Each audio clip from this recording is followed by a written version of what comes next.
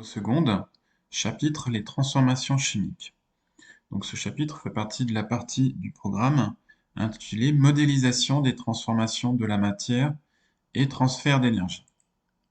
Donc au sommaire de ce chapitre, nous allons tout d'abord voir ce qu'est une transformation chimique. Ensuite, nous rappellerons plutôt ce qu'est une réaction chimique.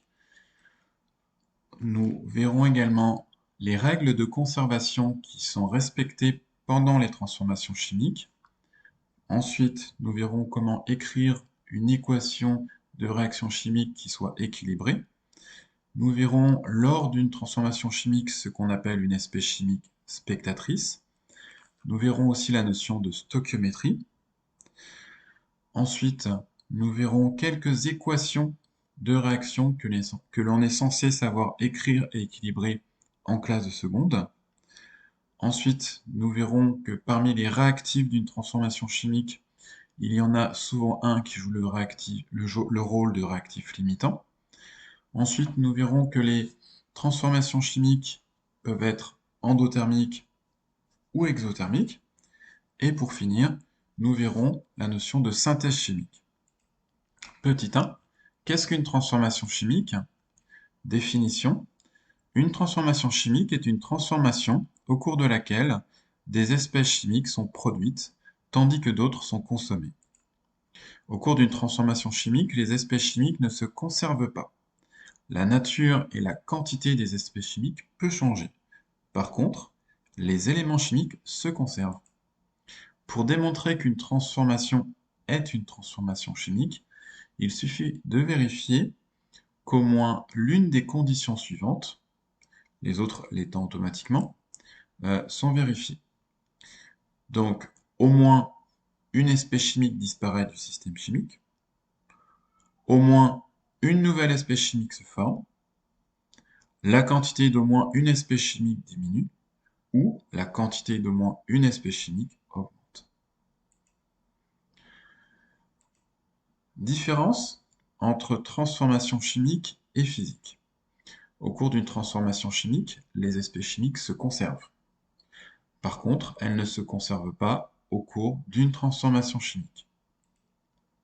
Différence entre une transformation chimique et une transformation nucléaire. Au cours d'une transformation chimique, les éléments chimiques se conservent, mais ce n'est pas le cas au cours d'une transformation nucléaire. Petit 2, la réaction chimique. On peut modéliser une transformation chimique par une réaction chimique. Il y a toujours alors des réactifs. Les réactifs sont par définition les espèces chimiques qui sont consommées, c'est-à-dire qui disparaissent totalement ou dont la quantité diminue, et ces espèces chimiques donc constituent les réactifs. Il y a toujours au cours d'une transformation chimique des produits. Les espèces chimiques qui se forment, qui sont les espèces chimiques nouvelles ou dont la quantité augmente, constituent les produits. La réaction chimique s'écrit sous la forme suivante: réactif 1 plus réactif 2 forme produit 1 plus produit 2. Évidemment, il peut y avoir davantage de réactifs ou davantage de produits. Exemple. Lors de la combustion du méthane, du méthane et du dioxygène sont consommés, tandis que du dioxyde de carbone et de l'eau se forment. Par conséquent, si on utilise les définitions qui ont été données juste avant quant aux réactifs et aux produits, on peut dire que les réactifs sont le méthane et le dioxygène, tandis que les produits sont le dioxyde de carbone et l'eau. La réaction chimique va alors s'écrire méthane plus dioxygène, flèche, dioxyde de carbone plus eau. Ce que l'on peut lire, le méthane et le dioxygène réagissent ensemble pour former du dioxyde de carbone et de l'eau. Petit 3, les règles de conservation. Une transformation chimique obéit toujours à deux règles de conservation.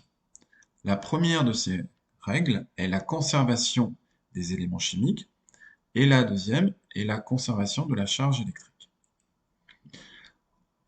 Tout d'abord, la conservation des éléments. Elle implique que les réactifs sont constitués des mêmes éléments chimiques que les produits. La quantité de chaque élément n'est pas modifié par la transformation chimique. La conservation de la charge électrique implique que la charge électrique totale des réactifs est la même que celle des produits. Petit 4. Écrire une équation de réaction chimique équilibrée. Une équation de réaction est une représentation symbolique d'une transformation chimique qui permet de préciser la formule chimique des réactifs et des produits, de préciser également les proportions dans lesquelles les réactifs sont consommés et les produits sont formés. Voici la méthode que l'on peut suivre pour écrire une équation de réaction correcte qualifiée d'équilibrée ou d'ajustée. Première étape, on reprend l'écriture de la réaction chimique et on remplace les noms des réactifs et des produits par leur formule chimique. Exemple avec la combustion du méthane. Donc la réaction s'écrit méthane plus dioxygène donne dioxyde de carbone plus eau. Donc on va remplacer le méthane par sa formule chimique, CH4, le dioxygène par sa formule chimique, O2, le dioxyde de carbone par sa formule chimique, CO2, et l'eau par sa formule chimique, H2O. Ce qui donne CH4 plus O2 donne CO2 plus H2O. Deuxième étape, l'équation doit être ajustée en ajoutant des coefficients stoichiométriques. Qu'est-ce qu'un coefficient stoichiométrique? Eh bien, il s'agit d'un nombre que l'on ajoute devant une formule chimique afin de modifier le nombre d'entités chimiques qui intervient. Par défaut, s'il n'y a pas de coefficient stoichiométrique noté devant la formule, cela équivaut à un coefficient stoichiométrique de 1. Pour l'instant, l'équation de réaction que l'on vient d'écrire, CH4 plus O2 donne CO2 plus H2O, indique qu'une molécule de méthane réagit avec une molécule de dioxygène pour former une molécule de dioxyde de carbone et une molécule d'eau. Les coefficients que l'on va ajouter permettent de traduire la conservation des éléments chimiques et de la charge électrique.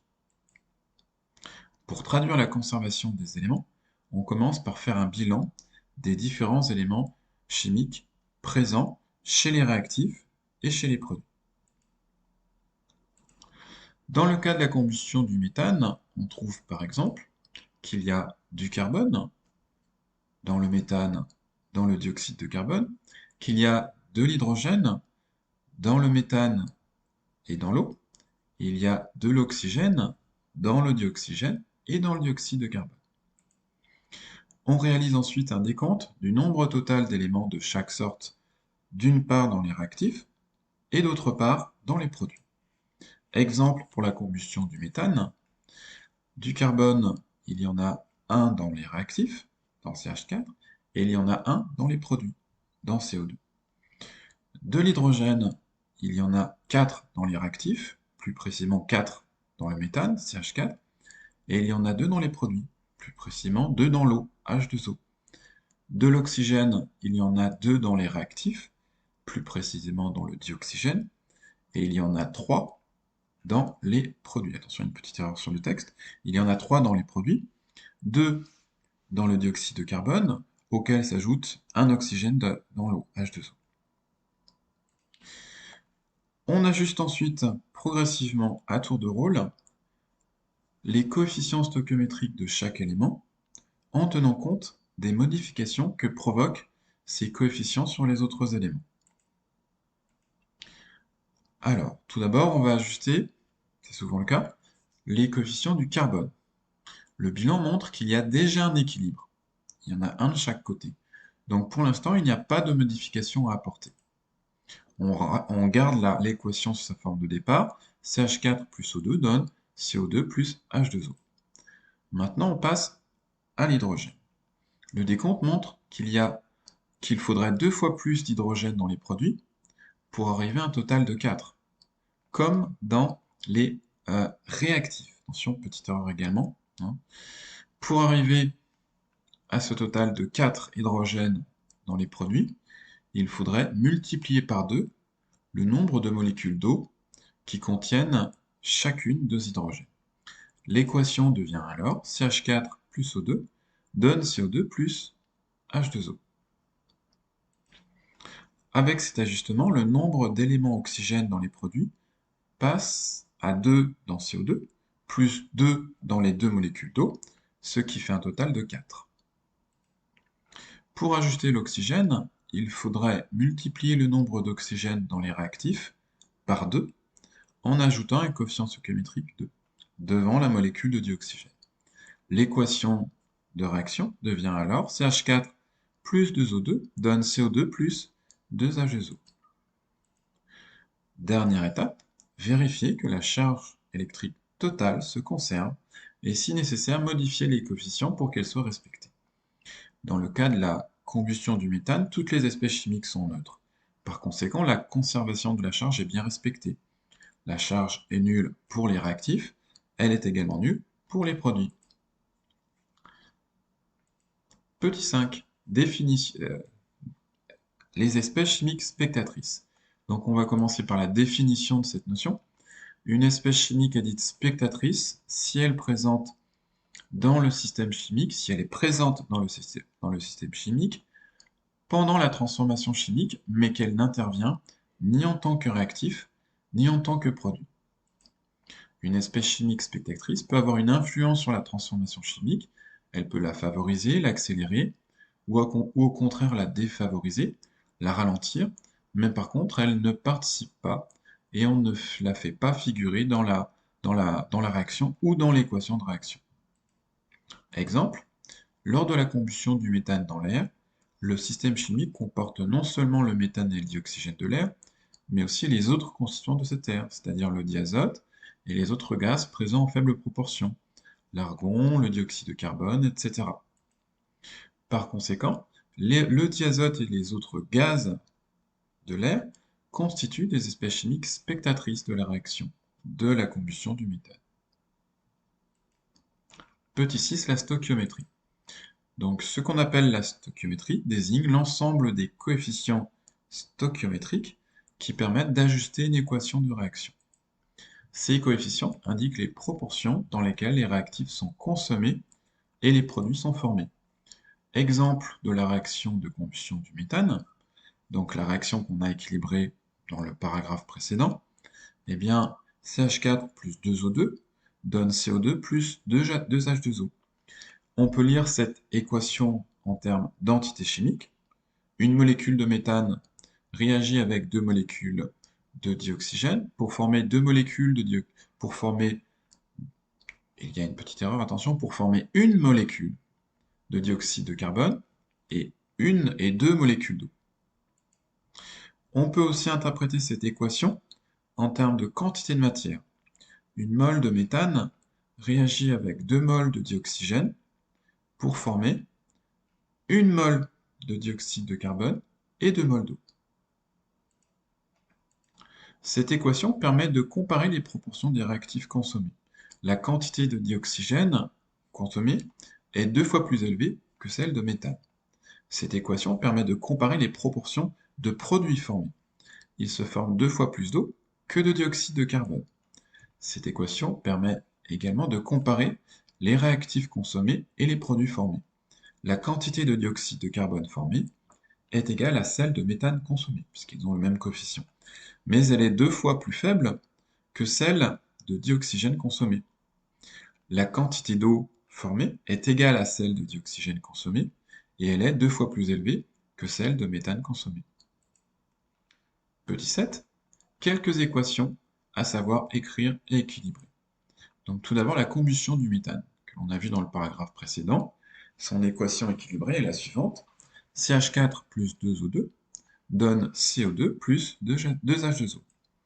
La combustion du carbone, le carbone réagit avec le dioxygène et produit du dioxyde de carbone.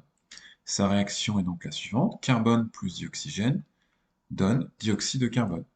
Son équation de réaction s'écrit donc C plus O2. Cette équation pour l'instant n'est pas ajustée. Il est nécessaire d'ajouter des coefficients stoichiométriques. Excusez-moi, une petite erreur. Pour revenir sur ça, cette équation est déjà ajustée, il n'est pas nécessaire d'ajouter de coefficients stoichiométriques.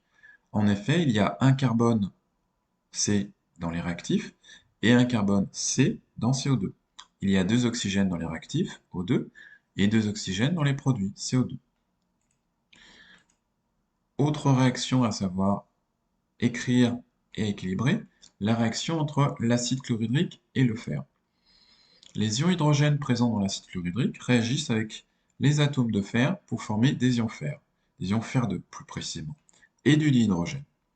Les ions chlorure aussi présents dans l'acide chlorhydrique sont des espèces chimiques dites spectatrices. L'équation de réaction non ajustée s'écrit H+, donc les ions hydrogène, plus les atomes de fer Fe, forment H2, le dihydrogène, plus les ions Fer2, Fe2+. Ajustement de l'élément hydrogène, donc on multiplie par 2 le nombre d'hydrogène pour qu'il y en ait autant que dans les produits, donc 2 dans H2. L'élément fer, lui, est déjà ajusté, un fer de chaque côté. La charge totale des réactifs est de 2 plus aucune charge dans le fer, donc 2 plus pour les réactifs. Et dans les produits, eh bien, charge nulle pour H2 et 2 charges plus pour l'ion fer2, ce qui fait un total de 2 plus. Donc la conclusion est que la conservation de la charge est respectée, puisqu'on a 2 charges plus de chaque côté, et par conséquent, l'équation est bien équilibrée. Et on peut l'écrire donc, 2H+, plus Fe donne H2 plus Fe2+. Exemple suivant, réaction entre l'acide chlorhydrique et le calcaire. Il y a réaction entre les ions hydrogène et l'acide chlorhydrique. Il y a réaction entre les ions hydrogène de l'acide chlorhydrique et les ions carbonates du calcaire. Il se forme alors de l'eau et du dioxyde de carbone. Les ions chlorure de l'acide et les ions calcium du calcaire jouent quant à eux le rôle d'espèces chimiques spectatrices. Donc l'équation de réaction non ajustée va s'écrire H+, donc ion hydrogène de l'acide chlorhydrique, plus les ions carbonates CO3 forment le dioxyde de carbone, donc CO2, plus l'eau, H2O. Donc on peut commencer par ajuster, par équilibrer l'ion hydrogène. Il n'y en a qu'un dans les réactifs, H, et 2 dans les produits, H2. Donc il faut multiplier par 2 le nombre d'hydrogène dans les produits, en ajoutant un coefficient stoichiométrique 2 devant H+. L'élément oxygène. Donc si on compte, il y en a 3 dans les réactifs, dans CO3 2-, et il y en a également 3 dans les produits. 2 dans le dioxyde de carbone, plus 1 dans la molécule d'eau. Donc l'élément oxygène est déjà ajusté. La charge totale des réactifs. Il y a un total de 2 plus et 2 moins dans les réactifs, ce qui correspond à une charge nulle. Les ions H+, voient leur charge plus compensée par les 2 charges moins de l'ion carbonate. La charge totale est aussi nulle pour les produits, puisque chaque produit est neutre. CO2 est une molécule neutre, et H2O est également une molécule qui par définition est neutre. Donc conclusion, l'ajout du coefficient stoichiométrique petit 2 devant H+, est suffisant pour obtenir une équation de réaction qui soit équilibrée. Donc on retient que pour cette réaction, l'équation de réaction équilibrée est 2H+, plus CO3 forme CO2 plus H2O. Exemple suivant, réaction entre l'acide chlorhydrique et l'hydroxyde de sodium. Il y a réaction entre les ions hydrogène de l'acide chlorhydrique et les ions hydroxyde de sodium, et il se forme de l'eau. Les ions chlorure dans l'acide chlorhydrique et les ions sodium dans l'hydroxyde de sodium jouent le rôle d'espèces chimiques spectatrices. L'équation de la réaction est la suivante, H+, plus OH- forme H2O. On peut voir que l'élément hydrogène est conservé. Alors il y a une petite erreur. Non, c'est bien ça, il y a l'élément chimique qui est conservé, puisqu'il y a un H dans H+, et un H dans OH-, ce qui en fait 2, c'est-à-dire autant que dans l'eau. Et l'oxygène est conservé, puisqu'il y en a un dans l'ion hydroxyde, un dans les réactifs, et donc un dans la molécule d'eau. Il y a bien donc conservation des éléments. En ce qui concerne la charge électrique totale, dans les réactifs, il y a une charge plus et une charge moins, ce qui fait globalement quelque chose de neutre, tout comme dans les produits, puisque la molécule d'eau est également neutre. Donc il y a conservation de la charge électrique. Donc cette équation est donc déjà équilibrée. H plus OH- donne H2O. Le réactif limitant. Si les proportions des réactifs utilisés dans une transformation chimique coïncident avec les proportions des coefficients stoichiométriques, alors la totalité des réactifs est consommée. Lorsque la transformation chimique est finie, la quantité des espèces chimiques jouant le rôle de réactif est alors nulle. Par exemple, pour la combustion du méthane, dont l'équation de réaction équilibrée est la suivante, CH4 plus 2O2 donne CO2 plus 2H2O. Si le mélange initial contient 2 fois plus de dioxygène que de méthane, alors, en fin de réaction, il ne reste plus de méthane ni d'oxygène.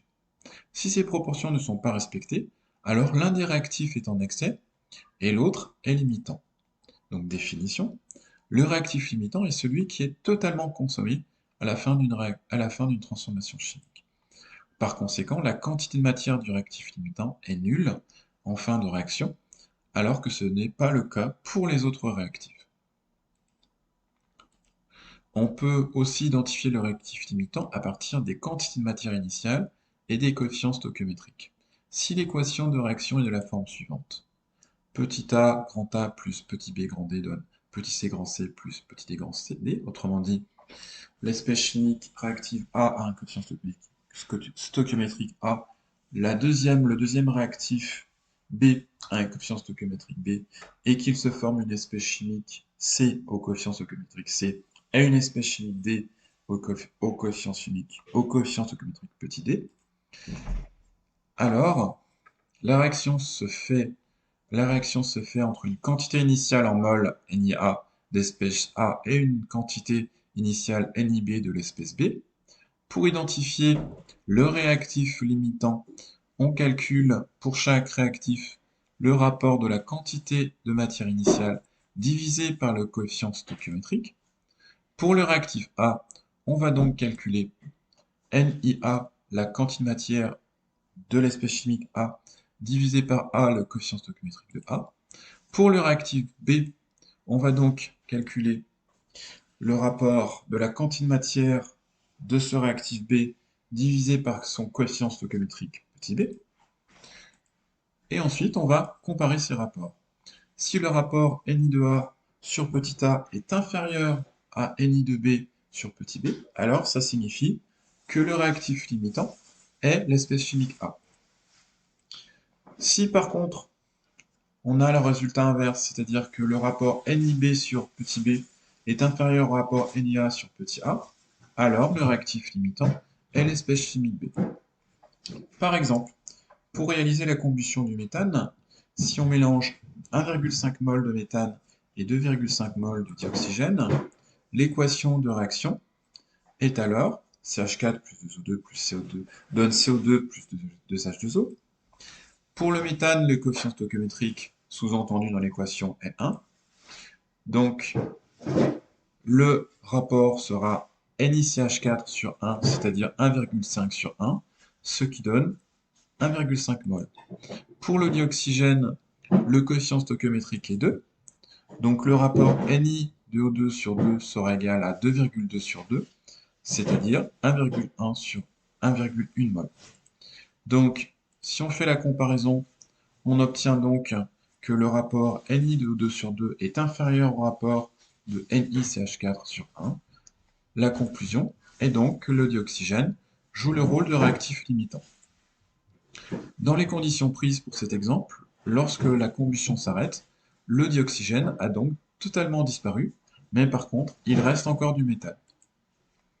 Petit 9, transformation chimique endothermique et exothermique. Définition, une transformation chimique est dite exothermique si elle libère de l'énergie thermique. Une transformation chimique est dite endothermique si elle absorbe de l'énergie thermique. Lors d'une transformation chimique exothermique, le système chimique, composé des réactifs et des produits, cède de l'énergie thermique. On peut indiquer donc que l'énergie échangée est négative. Cette énergie est reçue par le milieu où la transformation se réalise, ce qui provoque une augmentation de sa température. Plus la masse des réactifs consommés est grande, et plus l'énergie thermique libérée l'est aussi. Par conséquent, l'augmentation de température est d'autant plus importante. Inversement, si une transformation chimique est endothermique, alors l'énergie thermique est absorbée par le système chimique. Par convention, cela signifie que la chaleur Q est positive. Cette énergie thermique est prélevée dans le milieu où se déroule la transformation, qui voit alors sa température diminuer. Plus la masse de réactifs consommée est grande, et plus l'énergie thermique absorbée l'est aussi, et s'accompagne d'une diminution de température importante. Petit 10, synthèse chimique. Il est possible d'exploiter les transformations chimiques pour obtenir des espèces chimiques ayant un intérêt particulier. Principes actifs, désinfectants, conservateurs alimentaires, produits cosmétiques, colorants, etc. Dans ce cas, on réalise une synthèse chimique. Définition. Une synthèse chimique est la production d'une espèce chimique donnée grâce à une transformation chimique. Elle permet de reproduire des espèces chimiques existantes dans la nature, mais sans exploiter et parfois épuiser des ressources naturelles et avec un coût nettement moins élevé. Les transformations chimiques peuvent se dérouler naturellement, oxydation des métaux, combustion, photosynthèse, mais on ne parle de synthèse que lorsqu'elles sont provoquées de manière maîtrisée par l'homme. Une synthèse comporte toujours les étapes suivantes. Donc il faut tout d'abord prélever la quantité adaptée de chaque réactif, en général par pesée pour les solides et par mesure de volume pour les liquides. Ensuite, il y a réalisation de la transformation chimique, souvent en utilisant un chauffage à reflux pour accélérer la transformation sans avoir de perte de matière. Ensuite, il faut procéder à l'isolement, l'extraction du produit. Il faut extraire l'espèce chimique du milieu réactionnel et la séparer des réactifs qui restent, des autres produits, du solvant. Ensuite, il faut caractériser le produit. Il faut s'assurer par des tests physiques ou chimiques que l'espèce chimique est bien celle souhaitée et vérifier qu'elle présente un degré de pureté acceptable. Le chauffage à reflux. Les transformations chimiques se réalisent en général plus rapidement lorsqu'on chauffe le milieu réactionnel. Mais ce chauffage risque de provoquer une perte de matière lorsque les réactifs, le solvant ou les produits sont volatiles. Ils risquent alors de se vaporiser avec comme inconvénient tout d'abord de diminuer le rendement de la synthèse, on obtient moins de produits que prévu, et de libérer dans l'air des espèces chimiques qui peuvent être nocives.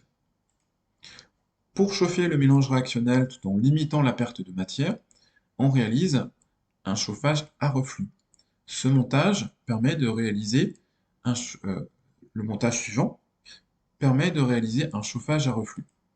Il comporte toujours un ballon qui contient le système chimique, le solvant, les réactifs, et dont la forme favorise un chauffage uniforme. Un chauffe-ballon, qui est le système de chauffage adapté au ballon. Un réfrigérant à eau, qui dispose d'une arrivée d'eau et d'une sortie d'eau. Un support élévateur qui permet d'adapter le ballon au réfrigérant. Lorsque le mélange réactionnel est chauffé, celui-ci tend à se vaporiser. Les vapeurs s'élèvent alors dans le réfrigérant à eau et se liquéfient au contact des parois refroidies par le courant d'eau. Le liquide ainsi formé retombe dans le milieu réactionnel. C'est ce qu'on appelle le reflux. Donc voici le schéma d'un tel montage qui comporte les éléments énumérés. Donc le support élévateur qui maintient le chauffe-ballon dans lequel on a placé le ballon qui contient lui-même le mélange réactionnel. Ceux-ci sont maintenus par des pinces et un support. Sur ce ballon, on fixe donc le réfrigérant à eau qui est relié à un système d'alimentation en eau, souvent un robinet à eau, avec une entrée et une sortie d'eau. Donc la chromatographie, c'est une technique courante qui va permettre de vérifier que l'espèce chimique obtenue est pure, et aussi de confirmer la nature des espèces chimiques synthétisées. Donc le principe de cette chromatographie est le suivant. L'échantillon analysé est déposé sur une plaque de chromatographie, ce qu'on appelle la phase fixe, plus précisément sur une ligne de dépôt tracée en bas de cette plaque. Sur cette ligne de dépôt, on dépose aussi une ou plusieurs gouttes de corps pur de l'espèce chimique de référence. La partie inférieure de la plaque de chromatographie est immergée dans un liquide appelé éluant, qui est absorbé par la plaque. Ce liquide entraîne avec lui les espèces chimiques déposées à des vitesses différentes. La plaque de chromatographie est retirée de l'élément avant que celui-ci n'atteigne la partie supérieure. Cette plaque et les tâches qu'elle comporte, tâches visibles ou à révéler, constituent le chromatogramme. Si l'échantillon analysé se décompose en plusieurs tâches, alors cet échantillon est un mélange. Par contre, s'il n'y en a qu'une seule, alors il s'agit d'un corps pur. Si l'échantillon analysé forme une tâche au même niveau que le corps pur de référence, alors la nature chimique de l'espèce chimique synthétisée est confirmée. Donc, cette fiche de cours est à retrouver sur le site webphysique.fr. N'hésitez pas à poser vos questions en commentaire sur ce cours si vous en avez.